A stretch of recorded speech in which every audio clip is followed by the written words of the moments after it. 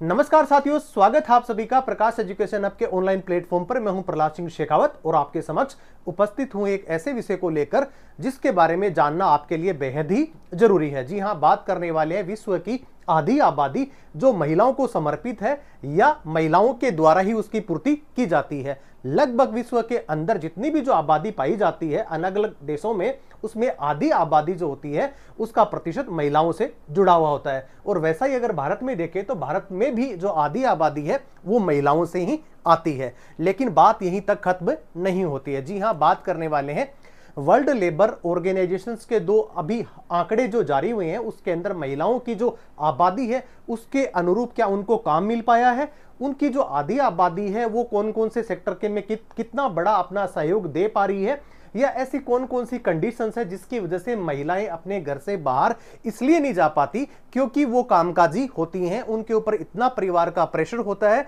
या बाल बच्चों की जो जवाबदेहिता होती है जिसकी वजह से वो कार्य नहीं कर पाती हैं। इसी से जुड़ा हुआ हमारा जो विषय है कि हमारे यहाँ पे जो नौकरियों के अंदर जो लापता लेडीज होती हैं, हालांकि एक ऐसी पिक्चर भी आई थी जिसके अंदर उसका जो टैग था वो लापता लेडीज था। इसके बारे में भी बात करेंगे और जानेंगे कि वर्कफोर्स के अंदर वर्कफोर्स जो है महिलाओं की जो आबादी का विश्व भर के अंदर है उसके अंदर भारत का प्रतिशत कितना होता है, भारत के अंदर ऐसी कौन कौन सी कमियां हैं जिसकी वजह से महिलाओं को उन सभी सेक्टर के अंदर पहले भी होना चाहिए था लेकिन वो अभी तक नहीं पहुंच पाई है। सबसे जो कमजोर सेक्टर की बात करें तो डिफेंस के अंदर अभी भी 0.7%, कहने का मतलब ये हो सकता है कि 1% से कम आबादी अभी तक महिलाओं की जो डिफेंस के अंदर अभी वर्तमान में कार्य कर रही है वो उसको कहीं ज्यादा होना चाहिए था। इन्हीं सब सारी चीजों को देख करके हम ये विचार कर रहे हैं कि क्यों ना इस जो महिलाओं की जो वर्क फोर्स है उसको अगर बढ़ा देते हैं तो कहा जा सकता है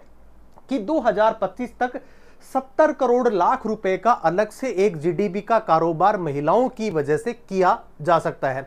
तो आप सेशन के अंत तक जुड़े रहिए और मैं आपको बताने वाला हूं कि विश्व के अंदर ऐसा कौन सा देश है जहां पे सबसे ज्यादा आबादी कार्यस्थल पर महिलाओं की है और लगभग 42% के आसपास महिलाएं सीईओ पद पर भी वहां पे काबिज हैं और उसी की वजह से लगभग 38% कह सकते हैं जो जीडीपी है उसके अंदर महिलाओं का योगदान वहां पे बन रहा है। लेकिन भारत के अंदर ये स्थितियां थोड़ी सी अलग हैं। लगभग 37% के आसपास ही वर्कफोर्स महिलाओं की भारत के अंदर कार्य कर रही है।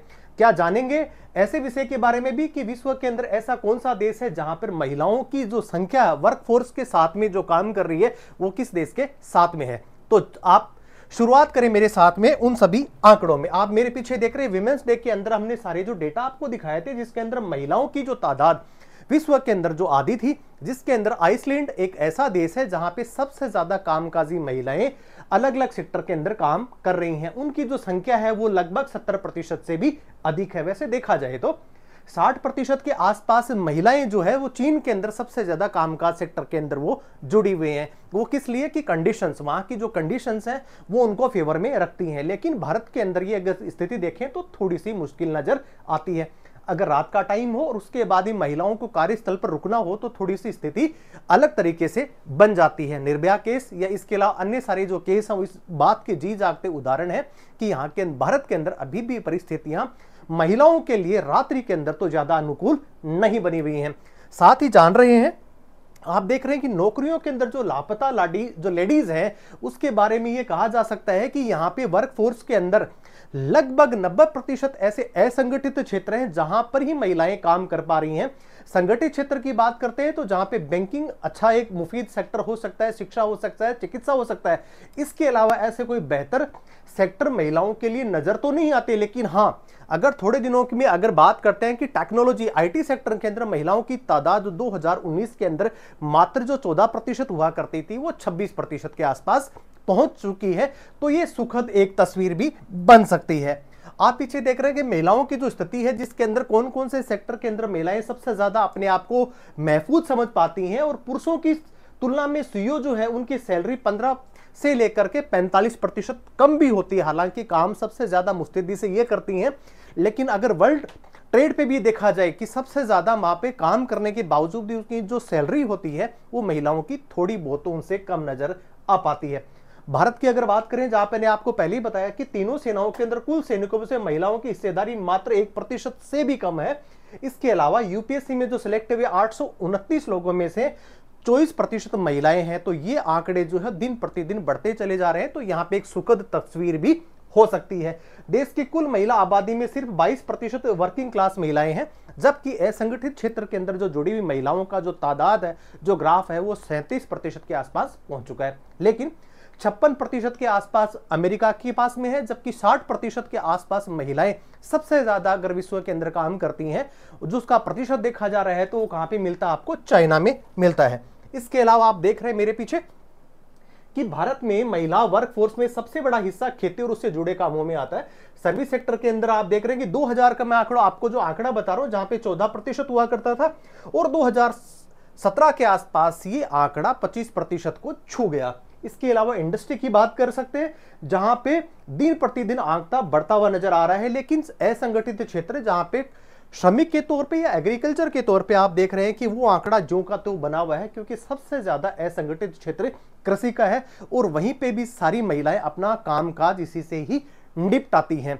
तो ये बड़ा चिंता का विषय है कि इतनी बड़ी आबादी होने के बावजूद भी भारत के अंदर कामकाजी जो महिलाएं हैं वो ज्यादा लंबे समय तक टिक नहीं पाती, जिसमें एक तो परिवार का सहयोग, उसके बाद में बाल बच्चे होने के बाद में उनको 11% ऐसी महिलाएं हैं जिनके बच्चे हो जाने के बाद उनको अपना रोजगार छोड़ना पड़ता है। कुछ ऐसे परिवार जो नौकरी करवाना नहीं चाहते, उनके लिए भी बहुत बड़ी एक चुनौती का कारण हो सकता है। आप मेरे पीछे देख रहे हैं कि 5 बड़ी इकोनॉमी की जो वर्क फोर्स है उसके अंदर महिलाएं अपने आप को कहां पाती हैं। जहां पे भारत की बात करें तो लगभग 37% के आसपास है, जबकि चीन नंबर 1 पर बना हुआ है, उसके बाद में अमेरिका, जापान और जर्मनी। तो ये सारी स्थितियां आप देख रहे हैं कि स्थितियां अगर चेंज हो जाती हैं तो 2025 तक ये जो आंकड़ा जो जीडीपी में कन्वर्ट होने वाला है, वो बहुत बड़ा आंकड़ा महिलाओं के द्वारा पूरा किया जा सकता है, या दूसरे शब्दों में ये कह सकते हैं कि जीडीपी में अपना बहुत बड़ा ये योगदान दे सकती हैं। अब देख रहे हैं आप मेरे पीछे कि यूं बड़ी भारत में महिलाओं की भागीदारी, जहां पे 2017 से लेकर के और 24 तक जहां पे 37% के आसपास पहुंच चुकी है। लेकिन थोड़ी चीजें कुछ और इनको अलग बनाती हैं। वो कैसे? जहां पे महिलाओं को जितना वेतन दिया जाता है उतना पुरुषों को उससे कहीं ज्यादा मिलता है। अगर बात एक उदाहरण के तौर पे मैं करूं तो 100 रुपए अगर किसी पुरुष को मिलते हैं, उसी काम के महिलाओं को मात्र 40 रुपए मिलते हैं। और यही जो डिफरेंसेज है ये कहीं ना कहीं महिलाओं को हतोत्साहित भी करता है। तो इन सभी महिलाओं की कार्यकुशलता, वर्क प्लेस पे इनको एक अच्छा वातावरण मिले, तब जाकर के महिलाएं अपनी जीडीपी के अंदर बहुत बड़ा योगदान ये दे सकती हैं।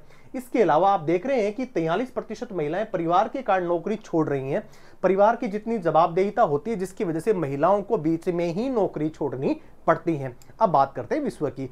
विश्व के अंदर 70 करोड़ ऐसी महिलाएं हैं जिनको अपने कामकाज की वजह से, घरेलू परिस्थितियों की वजह से नौकरी छोड़नी पड़ सकती है। मात्र विश्व के अंदर 4 करोड़ लोग ऐसे हैं, पुरुषों की बात करें 4 करोड़ पुरुष हो सकते हैं, जिनको घरेलू परिस्थितियों की वजह से नौकरी छोड़ना पड़ता है। लेकिन 70 करोड़ आबादी का एक बहुत बड़ा भाग जो महिलाओं को इसलिए समर्पित है कि वो अपने काम का हुनर जानते हुए भी उसके बाद में उसको कर नहीं पाती हैं।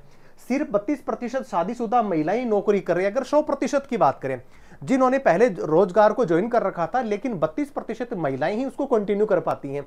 तो एक लंबा चौड़ा जो हिस्सा है, लगभग 68% का जो हिस्सा है, वो सिर्फ इसलिए नौकरी छोड़ देता है कि उसकी शादी हो जाती है। और यही एक जीडीपी के अंदर जितना पैसा जोड़ा जाना था उतना वहां पे कम पड़ रहा है।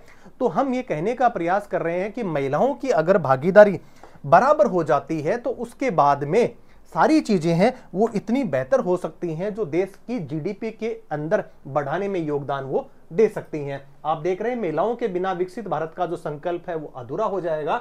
और दावा ये किया जा रहा है कि वर्क फोर्स के अंदर अगर 40 करोड़ महिलाओं को अगर जोड़ दिया जाता है तो 2047, जिसको विकसित भारत का सपना हम सब लोग देख रहे हैं, वो कहीं ना कहीं 2037 के अंदर भी पूरा हो सकता है। तो जिस प्रकार आप देख रहे हैं कि महिलाओं की आबादी के हिसाब से अगर उनको उसी प्रकार के न्याय और उनको अगर अधिकार प्राप्त होते हैं तो वह दिन दूर नहीं जब भारत जो है वो पहले जैसा सोने की चिड़िया जैसा जो दर्जा पहले से जो मिला हुआ था उसको प्राप्त करने से वो चूकेगा नहीं। अब आप देख रहे हैं महिलाएं चुका रहे शादी की बड़ी कीमत, 1/3 को छोड़नी पड़ती है नौकरी। वर्ल्ड बैंक की जो रिपोर्ट है उसके अंदर भारत के लिए भी अलग से कहा गया है कि जहां पे सामाजिक ताना बाना इतना जटिल और पेचीदा है, जिसकी वजह से भारत के अंदर महिलाएं शादी के बाद में नौकरियां छोड़ देती हैं। और वो जो आंकड़ा मैंने आपको बताया था कि मात्र 32% ही ऐसी महिलाएं हैं जो कंटिन्यू कर पाती हैं। इसके अलावा 68% महिलाएं जो पहले से रोजगार तो कर रही थी, लेकिन शादी के बाद में 68% महिलाएं अपना रोजगार छोड़ देती हैं।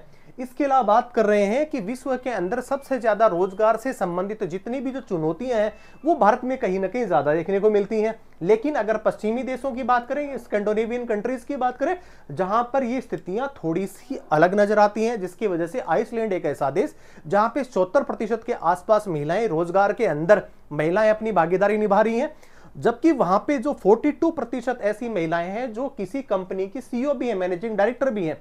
लेकिन भारत के अंदर स्थितियां काफी उलट हैं, जहां पे मात्र 2% महिलाएं हैं जो स्टार्टअप के माध्यम से ही अपने आप को सीईओ पाती हैं।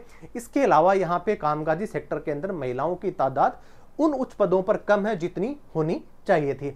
तो आज के सेशन में हमने बताया कि महिलाओं की अगर तादाद के हिसाब से अगर वर्क फोर्स के अंदर महिलाओं को शामिल कर दिया जाए तो भारत की जीडीपी के अंदर एक कह सकते हैं कि आशान्वित और गुणोत्तरी बढ़ोतरी हो सकती है, जिनके बाद दूसरे शब्दों में ये कहा जा सकता है कि आर्थिक जब उन्नति परिवार को मिलती है तो उसके बाद में महिलाओं के उनके बच्चों का लालन पालन और उसके बाद में शिक्षा दिशा पर जो किया जाने वाला खर्च है वो कहीं ना कहीं बढ़ जाता है, और जिसकी वजह से गुणवत्ता के अंदर काफी बड़ा सुधार देखने को मिल सकता है। तो आज के लिए दोस्तों बस इतना ही। बने रहिए प्रकाश एजुकेशन आपके साथ में। जय हिंद, जय भारत।